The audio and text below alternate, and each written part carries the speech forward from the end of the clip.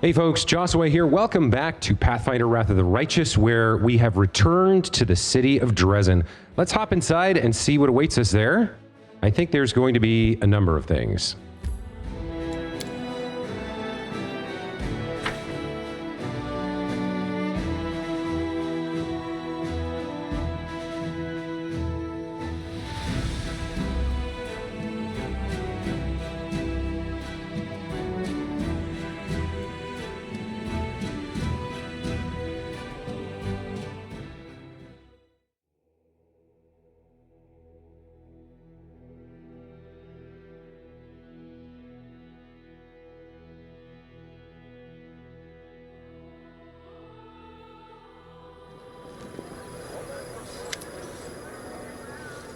Oh my, the hand of the inheritor is here.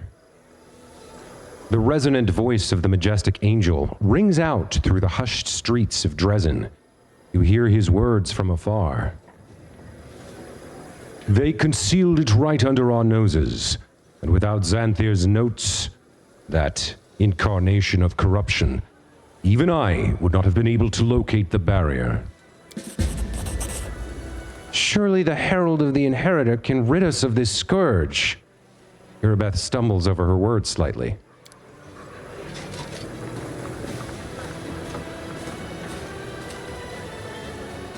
It is impossible, righteous one. I cannot do it alone. But wait, I hear the steps of one who brings hope. I am the hand of the inheritor, herald of Iomedae the Lightbringer, and I greet you, champion of Golarion. The angel in gleaming gold armor drops to one knee.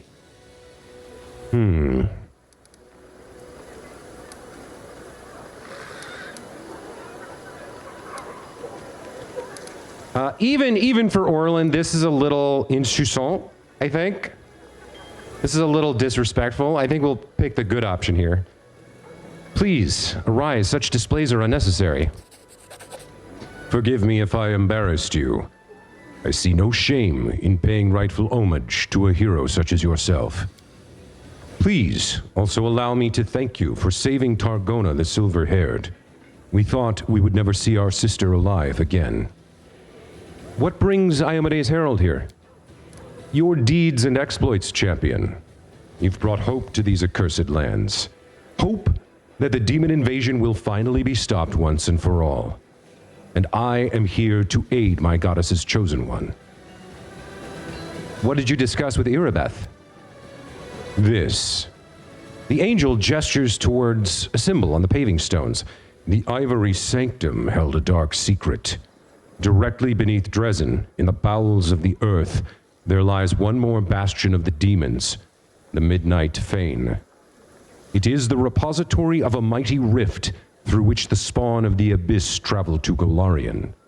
The entrance to this place is right in front of us, blocked by a barrier that is accessible only to demons. So, this is where Minago fled to, and where all the demons in the city have been coming from. They can pass through the barrier freely, but we can't. And it doesn't just stop us, it injures us too. It is much worse than that. The barrier is imbued with enormous power. An attempt to break through will trigger a magical explosion. I could protect you and the city from it, but even my powers will be insufficient to hold back the chaos and open the way. This is what disturbs me most. We cannot allow the demons to rebuild their armies and plot their next attack right below the sacred heart of the crusade.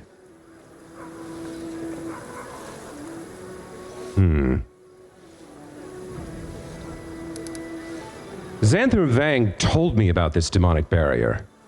I encountered similar barriers in Arilu Vorlish's laboratory. I have a key that can break through.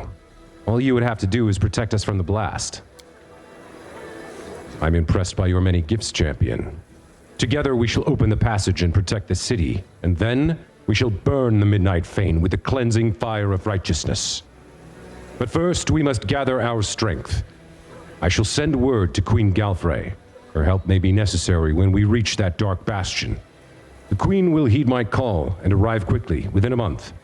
You must use this time to prepare to attack the Fane. Ivu desperately tries to draw your attention. We need to go now. Call the whole court and all the free crusaders and just go as soon as they assemble. You can't just sit here waiting for the queen, good weather and all the rest of it. By the time you move, the demons will have learned of our plans and will be waiting for us. And they'll devour half the world or more. Okay. So because we're in Azata, we could pick this option. Ivu's right. I'm sick of the suspense. Isn't it time we did something the demons aren't expecting? Let's not wait for the queen. We'll attack the Fane as soon as the free crusaders are ready. We've been pretty disrespectful to the royal council, but not the queen. We pursued a relationship with her for multiple reasons. Part of it being that she's a remarkable morale booster. She's a powerful paladin in her own right. But there's something to be said for a surprise attack as well. Answer, okay, is this one of those things where if I don't choose this right now, I don't get the choice back?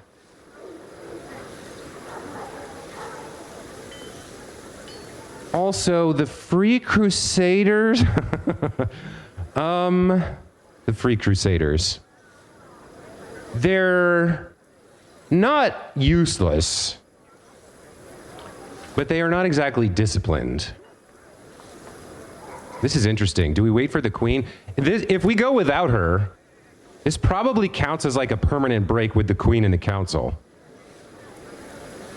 It's probably like, I could probably no longer count on her support. I can probably no longer pursue her as a romantic interest. Not that that would matter if he thought that this was a way to, like, strike a really powerful blow. Like, his primary concern is defeating the demons. If he thought this was the way to do it, that's tough. I don't know if I'm ready to break with the Queen Light. Let me see if we can get a few more answers to questions. Ask your questions. I will be glad to answer.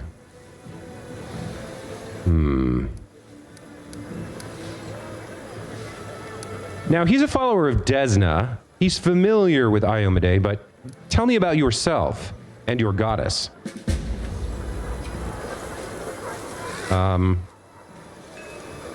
Okay, quest advanced.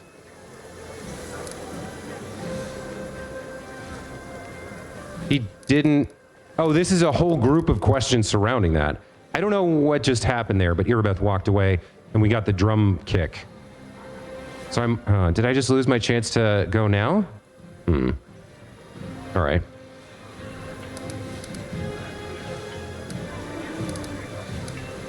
What is it like being the herald of a deity?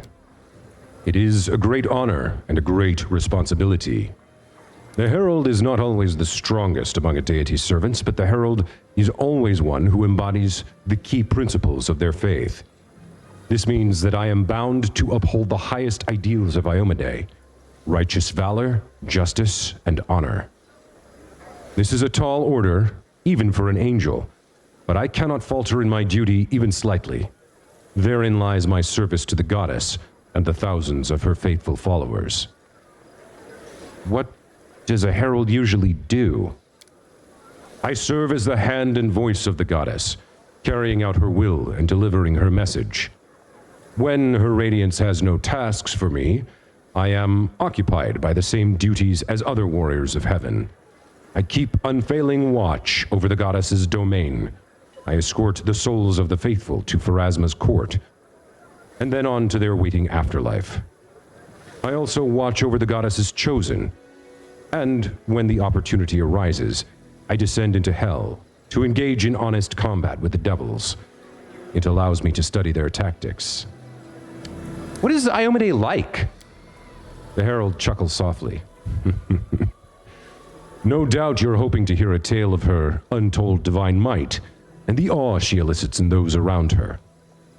Yes, this is true of the inheritor, but it is also true that she seemed much closer and understandable to you than to others, such as myself, for example.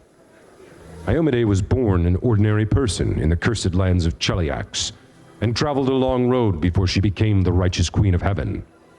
But she has never forgotten who she was before. I am older than my lady goddess, much older, and still I bow down before her for her foresight and wisdom. We immortals, who spend much of our time on the outer planes, can sometimes struggle to comprehend the pain, the fear, the joy that mortals feel. But not Iomade. She is as human as she is divine. Why is Heaven's host not aiding the Crusaders? It seems to me you could have destroyed the world wound long ago. You cannot imagine how your question fills me with sorrow. My greatest desire since the day the world wound opened was to come here at the head of a light-bringing army and drive out the legions of darkness, to harry them until they were cowering in the farthest corners of the abyss. But, alas, we, the first servants of the gods, are greatly restricted in what we can do. The Crusades are the mortals' battle for their own world. If I bring angelic forces here, it will become a war between heaven and the abyss. Waves of power, magic, incinerating everything within sight, armies of celestials and demons fighting in every corner of this world. The consequences would be horrific. Remember, everything you have seen up to now has been the work of only 2 demon lords, Deskari and Baphomet. But in the abyss, there are dozens of creatures with similar power. They are disunited and despise one another almost as much as they despise all that is light and righteous. But be sure that they will not miss a chance to sink their teeth into heaven's throat. If all the demon lords marched into Golarion, it would be the stuff of nightmares, and it cannot be allowed to become a reality. Well, if you can't interfere in the course of the crusade, then why are you helping me?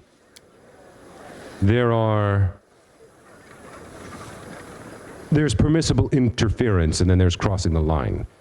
I was permitted to create the ward stones and gift them to the Crusaders, to offer my advice, and from time to time, even appear on the battlefield myself to accompany several allies. This does not stray beyond the bounds of the mortals' war. I could have been summoned with equal success by a faithful cleric. But the appearance here of heaven's multitudinous host in full force is another matter entirely. Alas, for now I can only offer you this, my presence, and a small troop of my loyal soldiers. Well, thank you for those answers. I am here to illuminate you, champion. Yes, okay, it appears I've lost the choice to go early. I was on the fence about it, but I guess... I suppose the deciding factor, really, was the idea of going with the Free Crusaders. I don't know that that would have been the best play. Like, I think he feels that to assault the last bastion of the demons, he needs the Crusades. He needs their discipline. He needs his full army. Going with a ragtag band of misfits is too much of a gamble, even for him as an Azata. And the fact that it probably would have resulted in a permanent break with Galfrey would also have been a coin on the stack, if you will, on the balance, on the scales balancing his choice there. Would have been interesting. I can definitely see, for people who have played through this before, I can definitely see it being more interesting to go with the Azata exclusive option. But it seems we've made our choice, so let's stick with it. While I have you, what do you think of the Sword of Valor? It has changed under the effect of my powers. The Herald raises a hand. Do not fret, champion. The great relic given to the world by my lady Iomade will continue to serve you just as it has served all people before now. The Sword of Valor has not lost its protective properties. It has merely changed its design. Some might call it blasphemous, but not I. For the power that changed the banner's design was given to you by Iomade herself. Can you tell me anything about my power? I'm afraid not. Even I am not privy to all the workings of my radiant mistress. I believe that she has chosen you, and I know that she watches over her chosen most attentively. She does not lead mortals by the hand, but allows them to prove themselves, to prove that they are worthy of her divine mercy. I am amazed by the form the divine gift has taken within you, but I'm often surprised by mortals. What matters most is that you are leading the Crusaders to victory and ridding Golarion of the Whirlwind once and for all. While Iomedae was still mortal, she underwent the test of the Starstone and gained her godhood. It may well be that you are experiencing a similar trial, at the end of which you will gain true righteousness and power. It seems that I caused the Sword of Valor to change. Blood from the wound on my chest fell onto the banner, and that means this mysterious wound is a mark of valor given to you by my mistress, setting you apart from all the rest, champion. Why did this goddess bestow this wound on me? Because this world of yours, champion, is bleeding, and my lady's chosen one carries a crimson mark as a sign of the great suffering borne by mortal kind. The scarlet drops on your breast. They are the blood of all the martyrs and all the innocents. That is how I see it. And you're sure this wound is a gift from Iomedae? No, I could be mistaken and unable to perceive the full truth. The inheritor's thoughts are hidden from me, for I am but her hand. I do not test her will with my doubts, nor crave answers to my questions. I simply trust and serve. But I know that if your body had been harmed by malevolent fiends, my goddess would have extended her mercy to you and healed you. Can you heal me? Defy my lady's will? It pains me, but I must refuse you, champion. If you are suffering from this affliction, it must be part of the inheritor's design. The pain serves to remind you of the path you must take. I've heard you. Do not allow doubt and fear to enter your heart. My lady will not abandon us. I wish he could tell me about Desna, but apparently he can't. Could you tell me a little bit more about angels? You have my full attention. How are angels born or made? Like other supernatural beings, we most often, though not always, are born from the souls of mortals. You must be aware of the grand laws governing the cycle of birth and death. After Pharasma's court, each mortal soul receives their merited afterlife. Hell and the abyss, heaven and Elysium. Each soul goes to the plane that called to them in life. But when they arrive at their destination, a different fate awaits each soul. Where evil reigns supreme, souls typically become commodities or prey, and a scant few are reborn as wicked fiends. In the planes of good, souls are destined for peaceful rest, or great deeds in a new guise. Such is the lot of angels. We are born from the souls of noble mortals. One soul, or several, it can vary. Sometimes the gods can also create angels out of the essence of their plane, but this essence also contains fragments of good souls. So if you are made from a soul, what's the difference between an angel and a mortal? That is a question for sages and philosophers to debate. I am just a simple warrior. The Hand of Inheritor's voice sounds cheerful, but becomes increasingly solemn as he continues. Although many supernatural beings are born from the souls of mortals, we are not mortals. We are cut from the cloth of the plane from which we originate. We are an idea made flesh. Many things mortals care deeply about mean nothing to us, such as time, for instance, or gender. Only a few of my kind see themselves as male or female. For the majority of angels, these words are meaningless. We can communicate with any creature without learning their language, and we do not freeze in even the most terrible frost. We are different. But we will never look down on mortals because of that, and we will never, ever stop praying for you or protecting you. Tell me about the angel Targona. You mentioned her, the one I rescued from Marilu's laboratory. Targona, my brave sister in arms, has returned to the halls of heaven now. Her imprisonment was a heavy burden for her. The corrupted wing that the witch Perilu rewarded her with is poisoning Targona's days with fear and worry. But she is being cared for by the finest healers in heaven. I have faith and hope that we will be able to help her. In Canabras, I touched the ward stone, and I saw the angels trapped inside. The Herald of Iomade gives a sigh beneath his helmet.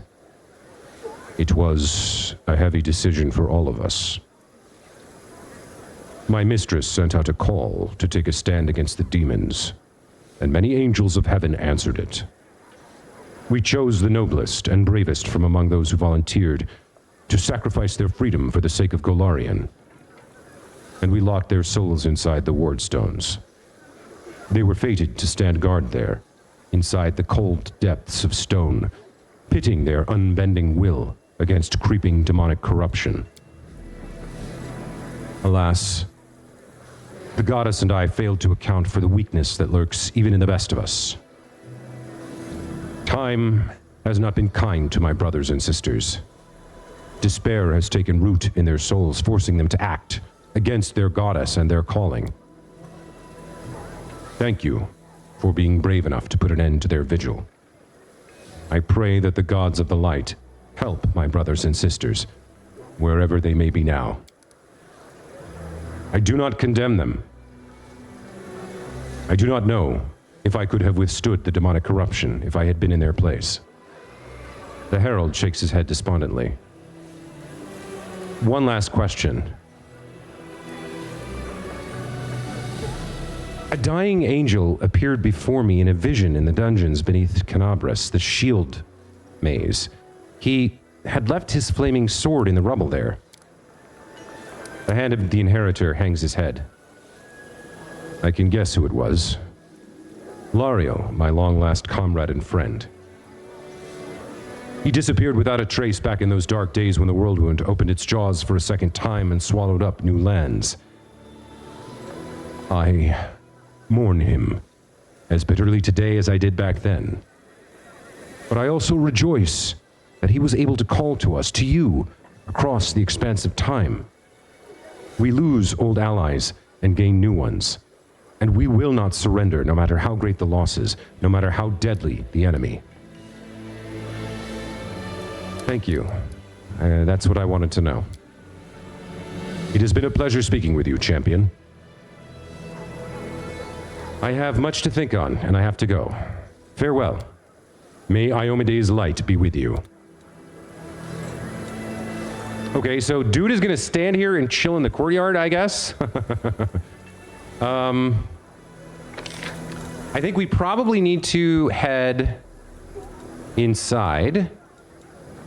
That was a lot of talking to him. I know we need to talk to, we need to go and catch up with our other people. I think, in fact, I think we have a quest to talk to Arushale. But after 20 minutes of talking to the Hand of the Inheritor, I'm not really in the mood for it. We'll do a little bit each episode over the next couple. Like we could talk to Captain Odin and whatnot. I think for now, we need to... I do have a bunch of stuff to sell, but I could probably do that off camera. For now, I think we need to head into the Citadel. And we probably need to catch up on our crusade management.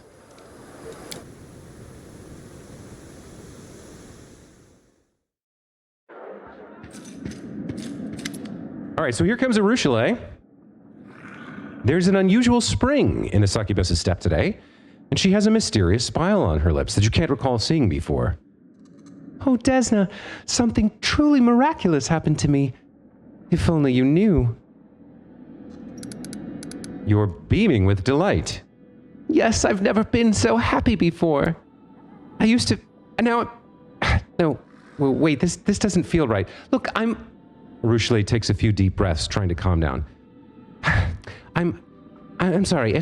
I shouldn't have barged in like that. We need to talk one-on-one. I'll be waiting for you at the tavern. Succubus runs off without giving you a chance to say another word. Okay. Commander, you've got trouble. Your companion Wenduag, she's gone berserk. She wreaked havoc in the tavern. There are casualties. You must intervene or allow me to handle it myself. What happened? A drunken brawl that turned into a stabbing spree. By the time I left the tavern, 2 people had already succumbed to their injuries. Oh, I can only pray to Iomade that the number of dead won't rise while I'm away. I'll deal with this personally. We should hurry. I fear the worst.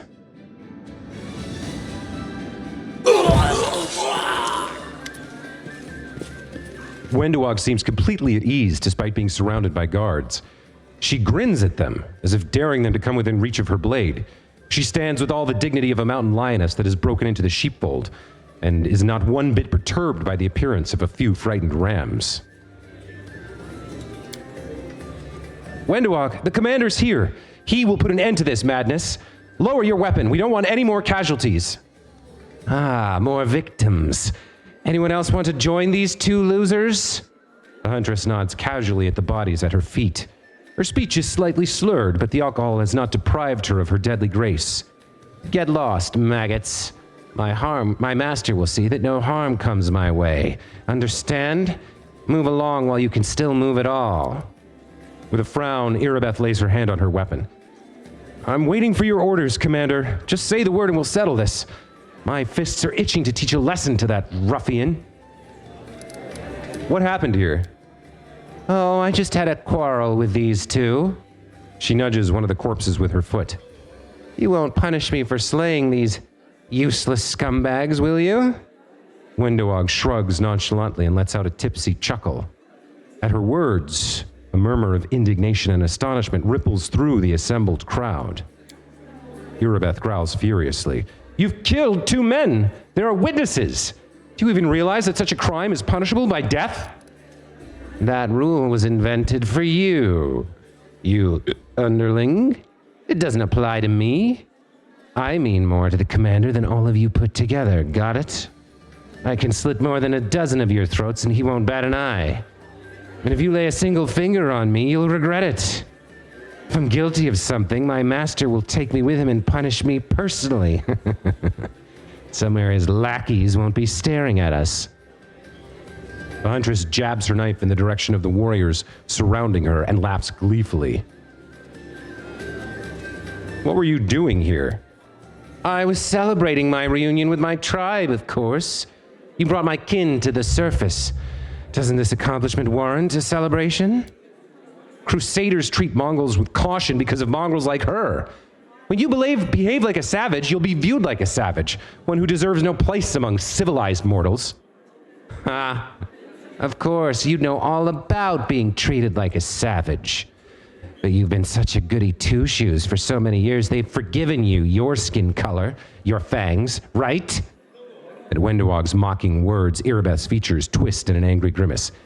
But that's not my way. I'm not going to go scrabbling on my belly before a bunch of uplanders begging for their approval. I'll grab every one of you by the throat and force you to respect me. Why did you kill those 2? Wenduag shrugs. I just didn't like them.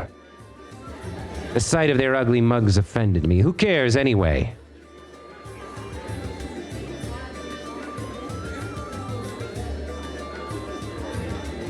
I feel like she's lying.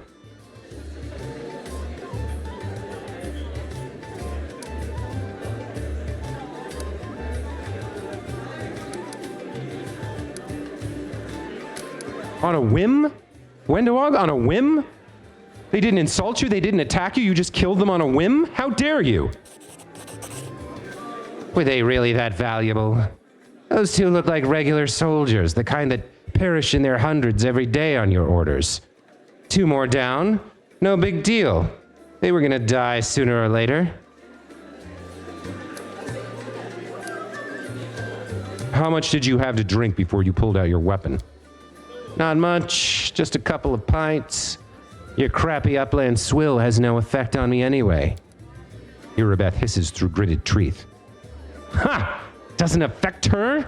Please, she starts drunken brawls here every night. Every time she gets wasted, she starts picking fights. I had a bad feeling this was going to happen. I knew from the start that someone was going to wind up dead. I've made my decision. The gathered crowd awaits your verdict in respectful silence. Some of them glance anxiously in Wenduag's direction. The huntress stands alone, her lips curved into an insolent smile. Okay, what do we fucking do here? I don't even, okay. I think we screwed up when we let her kill Lan. I bet that's what this is about. She didn't want to kill him, but she felt there was a conflict in her. Was she going to embrace the part of her that's reckless and evil, or was she going to acknowledge that there's a part of her that didn't want to kill him, and we didn't prod her, we didn't push her, we didn't bring her in. We left it to her, and she made her choice, and now she's embracing it, right? If this is who I am, then I won't apologize for it. I'll just keep doing it until someone stops me. It's almost a death wish. She knows how valuable to us she is, and she wants to see. She's testing boundaries. She's pushing. How far can I go? How evil do I have to go before you stop me, Orlan? How far are you going to let me sink? I think that's what this is. So if she's told us the truth, that she just killed them for nothing, that I don't think, she's so valuable, but I don't think he can accept that.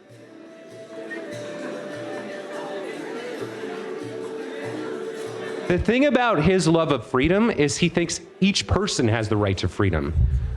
And you have to face the consequences of your actions. That means they had a right to live if they had done nothing to earn this death, and she had a right to kill them, but then she has to face the consequences. So I think, all right, now I'm going to look at the options. Talk in private. What happened when we were here was terrible, but no consequences? Put your weapons down and disperse? I don't think so. Sentencing her to 20 lashes. These two were weak and they lost. Wenduag won. Execute her on the spot. Ooh, goddamn. How do we handle this? There's two competing problems here. One is there has to be a consequence for this. This cannot be allowed to occur again. The second is she's quite fragile.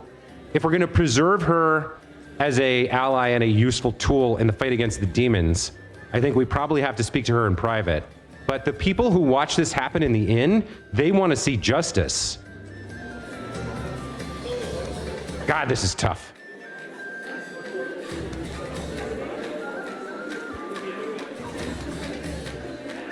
The fact that they've been sleeping together is totally irrelevant in this situation, I think.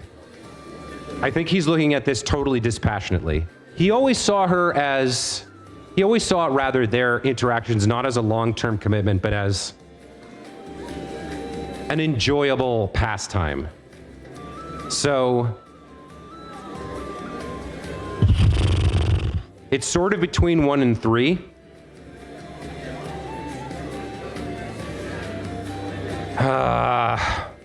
We've done a lot of good for people. We've earned a lot of social credit. I think we have to spend some of it here.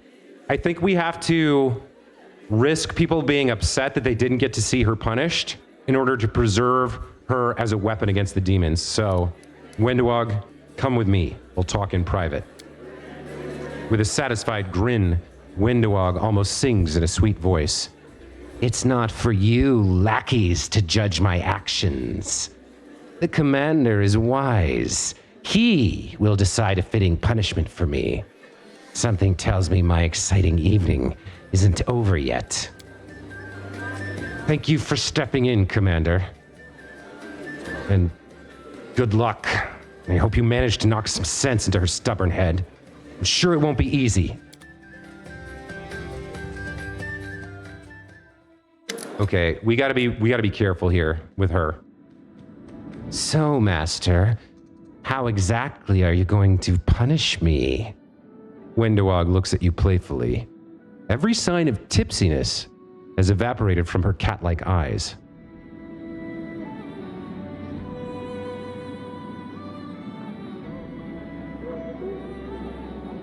So we've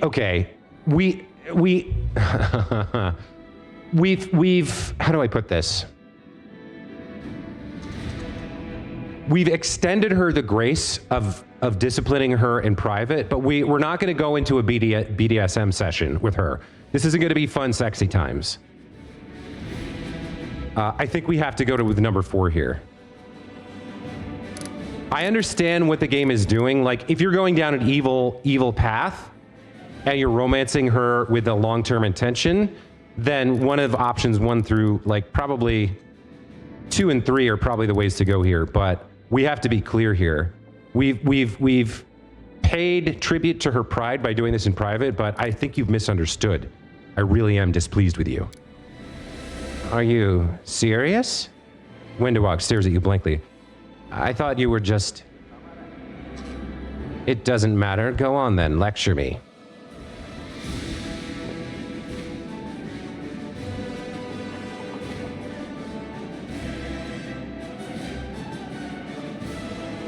There's some very good choices here. The question is, do we say what we feel or do we say what we need to get her under control, to put her back on the leash? Which do we choose?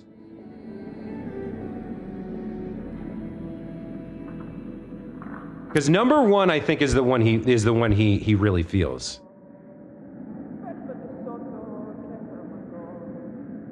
But number 3 is the one that will convince her.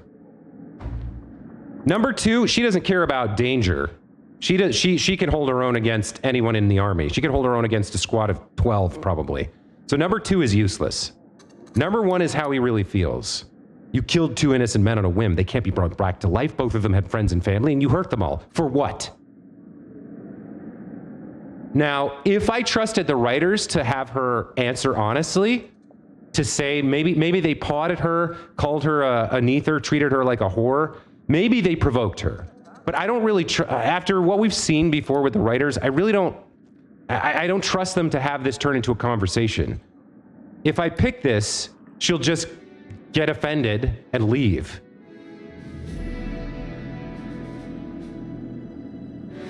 Number 3 speaks to what she understands, the master-servant relationship, right? It makes sense to her that I'm angry that she's damaging my authority. You're taking my power, using it for your privilege. That is not acceptable. She would understand that. Oh, I'm so torn here. I think if we had pressed her with Lan, this might have more effect.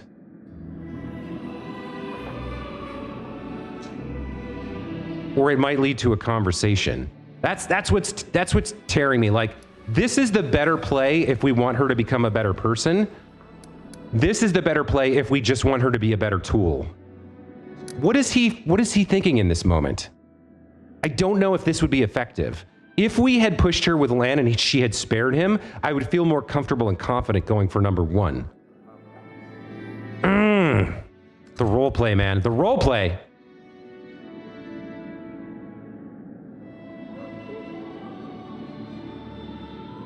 Number 3 here, you use our relationship as a cover, but I'm not your shield. You're damaging my authority.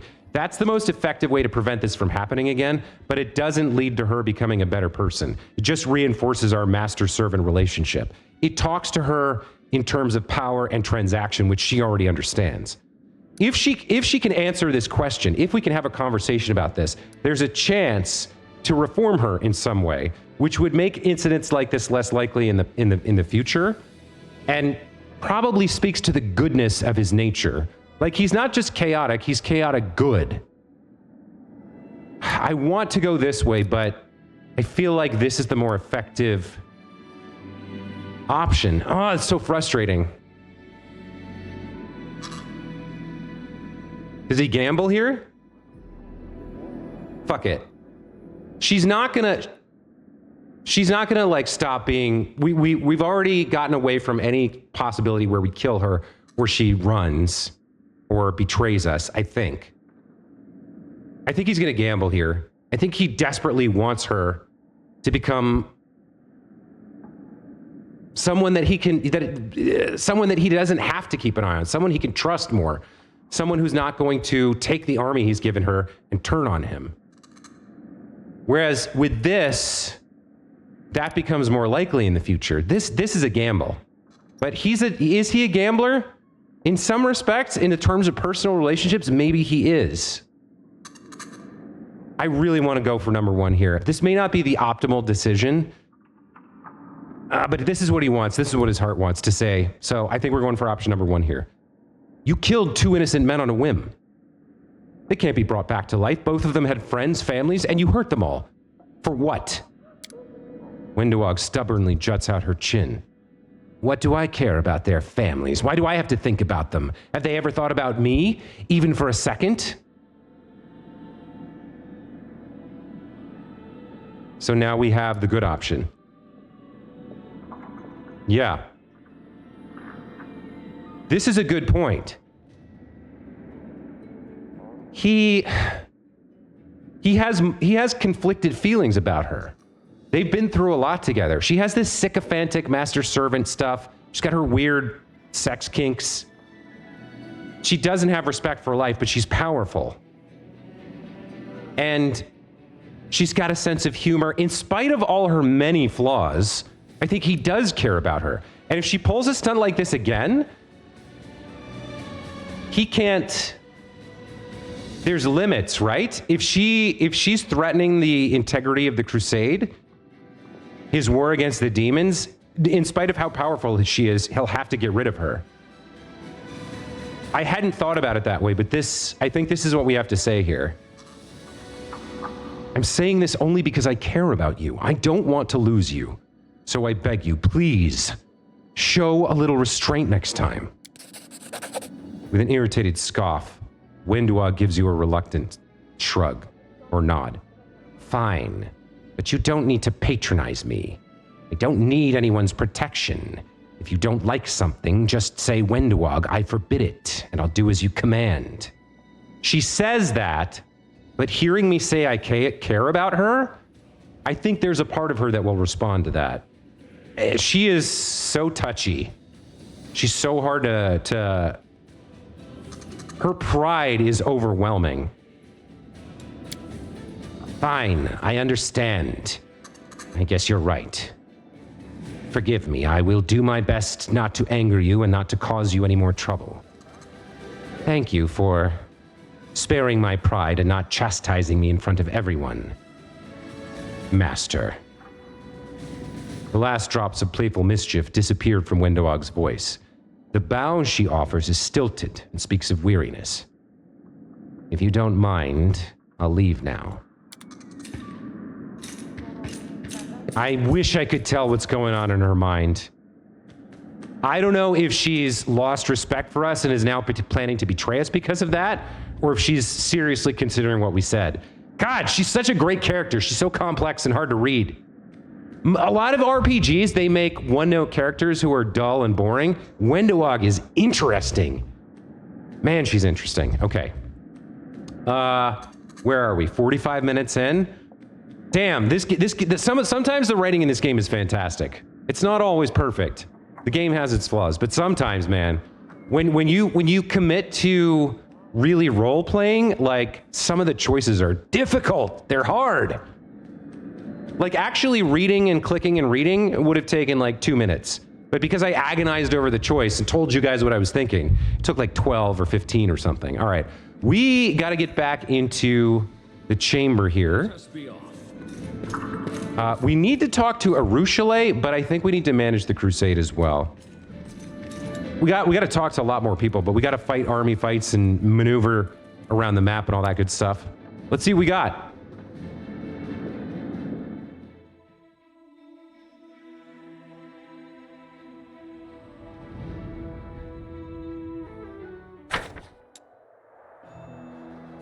Treachery. A worried aide reports that a crime has been committed in the Citadel. A few days ago, the night patrol officer, Ikim Chlor, did not turn up for guard duty. An unsuccessful search for him ensued. It was then suggested that Chlor had secretly left Dresden and deserted. The circumstances of his vanishing demand investigation. We can investigate or ignore. I would pretty much 100% investigate in case it's not what people assume. What are the choices? Choice of X here?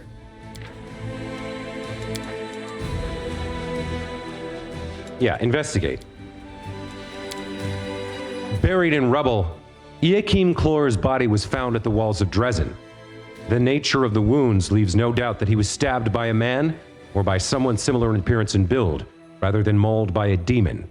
Examination of the corpse and the area has revealed that Chlor turned up to the crime site of his own volition. He then suffered a penetrating wound to the chest, which made him unconscious before being finished off. The attempt at hiding the body seemed negligent. The interrogator concluded that the murderer was in no hurry and mastered the appropriate skills, so he must have let the body be discovered intentionally. Okay. Don't know what that means.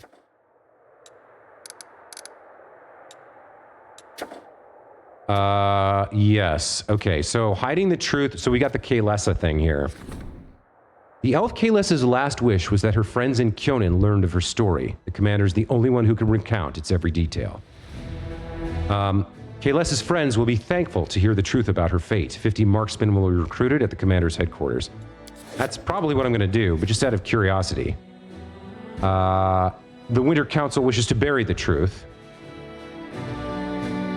They'll be grateful. 5 shadow dancers will be recruited. We can summon illusory units. Very tanky unit. It looks like grand tier unit, spellcasting unit. I don't think so. I think we're going to go straight with the letter here. 10 days to solve. Issued. Okay. And we can't do any of this other stuff. Let's take a look at the map. Apparently we're still on the 20th, so nobody has movements available. And we probably don't have any money. Yeah, 184. Okay. Then in that case, what do we do?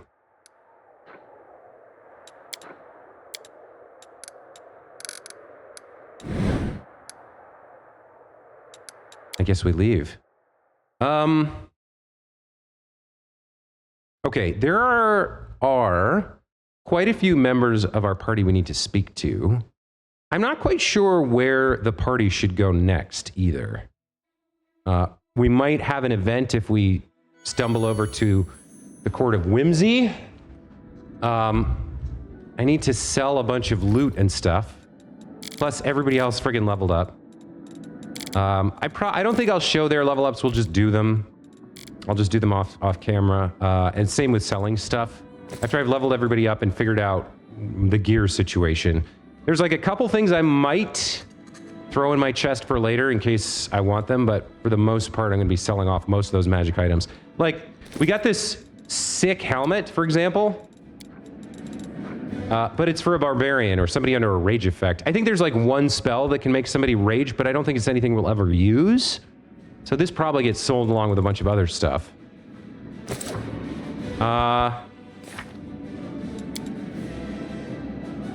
We have to wait a month for the queen to arrive. Then we go down into the Fane. So we've got a lot of time.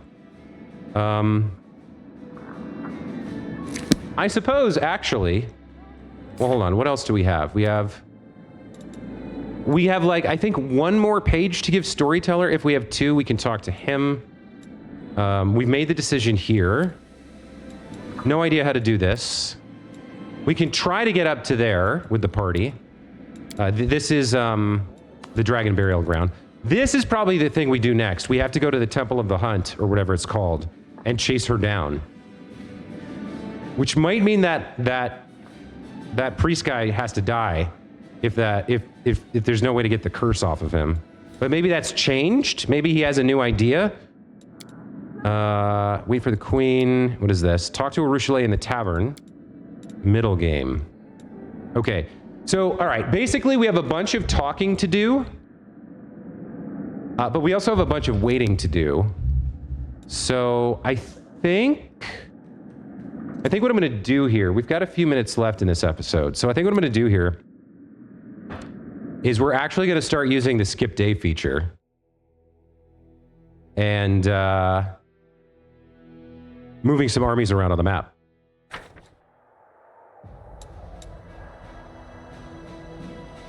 So this should take me to the 21st, right? Okay, a full 24-hour passes. A full 24 hours pass. No new events, no decrees. Okay.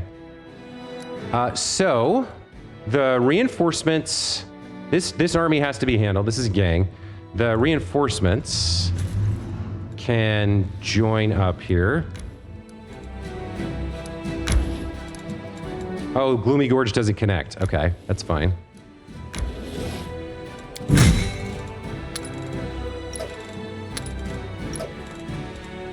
And Nisa can go fight this army. Let's double check. What do they have? Yeah, they don't have a general to sling spells at us. So this should be a pretty straightforward fight. Level 8 army versus level 6 with our general. Let's go ahead and take care of this.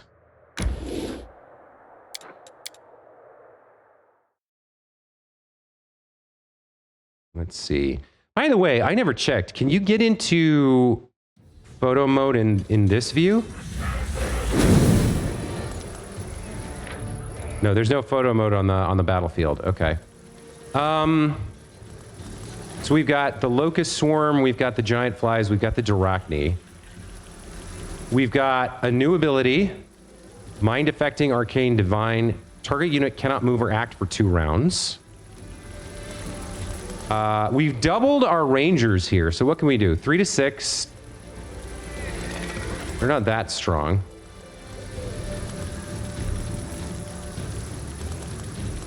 The marksman can probably take out any one unit. So where can you go, and who's going to move next? The swarm is going to move next. They have 3 speed. These guys have 5. These guys have 4. So 1, 2, 3, 4.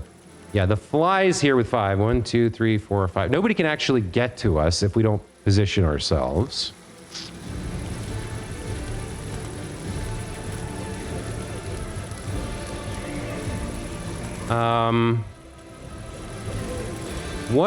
What can we get here? We can get liquid burning can do what? 5 to 12.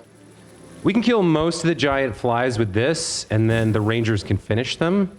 Or, well, that didn't work as well as I'd hoped. The marksmen, yeah, they can one-shot basically any group here. Let's take out the swarm. They have 8,000 hit points and damage reduction. That went well. The hedge knights can get in here and finish off the flies.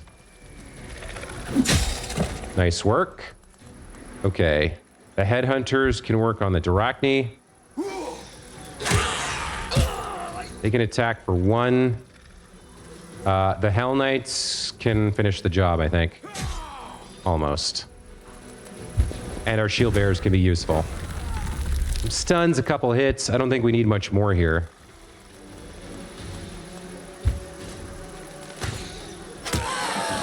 There we go. Okay. That's a good battle.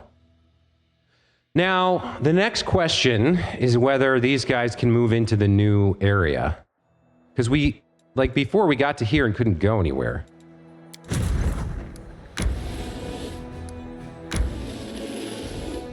Yeah, we still can't move past this. The party can, I think, because we've got paths, but we can't attack this. I'm not quite sure what that's about or why we can't attack this fort.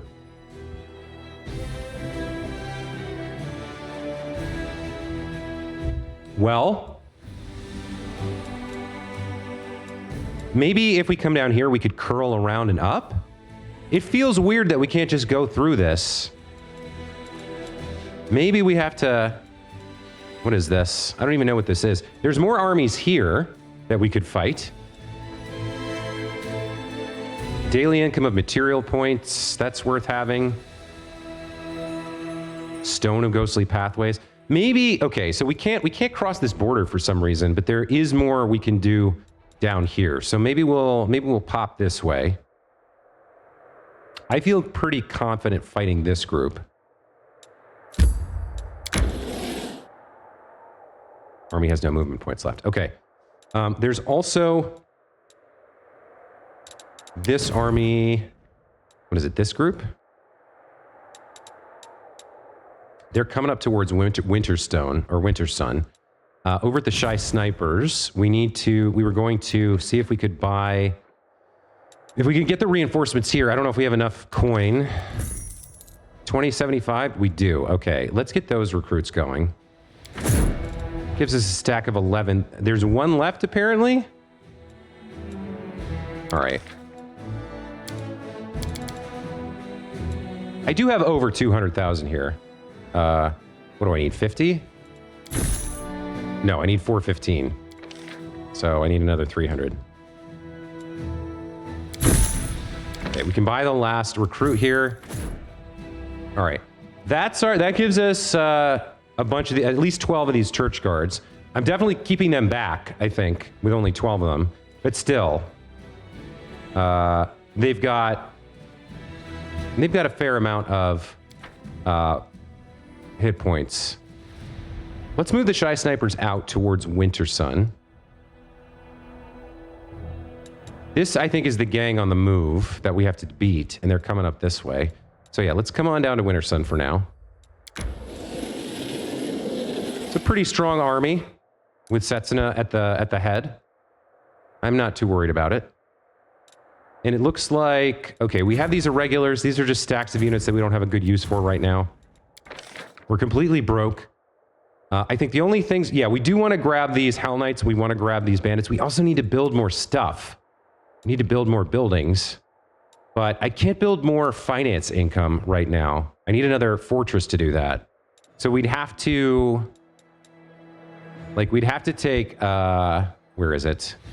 We'd have to take this fort, which has a spellcasting demon general that I'm extremely wary of. We don't really have the army we want for this fight yet. So, okay. An event happened, secret dispatch. Irabeth reports that a letter's been received from a certain high-ranking inquisitor. It's to be handed to the commander confidentially and for his eyes only. We'll take a quick look at this, and then I think we'll wrap up.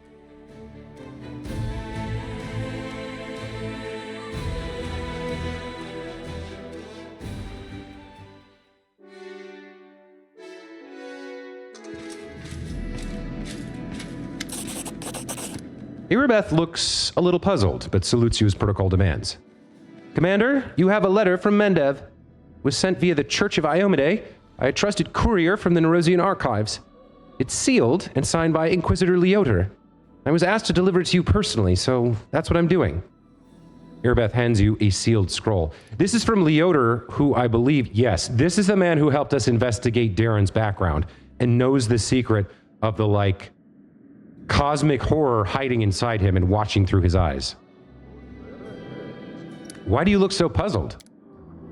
I know Inquisitor Leoter very well. His nickname is Hawkblade for a reason. He works in the field. He doesn't deal with paperwork.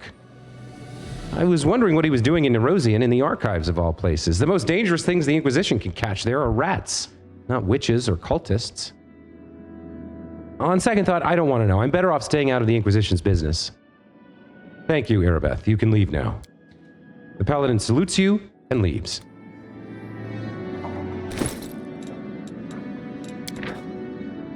Esteemed Knight Commander, I'm writing you regarding the case which you so graciously helped me investigate. I hasten to inform you that I may have discovered something that will help us finally unravel the mystery of what happened in the place known to both of us. It may also help to neutralize the source of this mystery. My current research compels me to take a short trip outside Mendev, but I will return shortly and find you wherever you are at that moment. I urge you not to take any further steps in this regard without me. The danger may be much more serious than both you and I presumed at the beginning. May the gods be with you, Leota Hawkblade, servant of the people of Mendev and loyal inquisitor of Our Lady Iomade. Postscript, it is crucial that he does not suspect a thing. You know who I mean. I do indeed, my friend, I do indeed. All right, with that, we're going to call that the episode. As always, guys, thank you so much for watching. Hope you enjoyed this one. We've got a couple episodes ahead of running around chatting with people and then doing some army stuff. I don't think we're going to head out for a bit. We might have to. There's still things to do on the map, places we need to go. For example, the dragon burial ground, and the other places that the army can't go, but apparently we can. But that's going to be it for this time. So hope you enjoyed it. Hope you're enjoying my playthrough, my voice acting, all that good stuff, and hope to see you again next time. Until then, take care. Bye.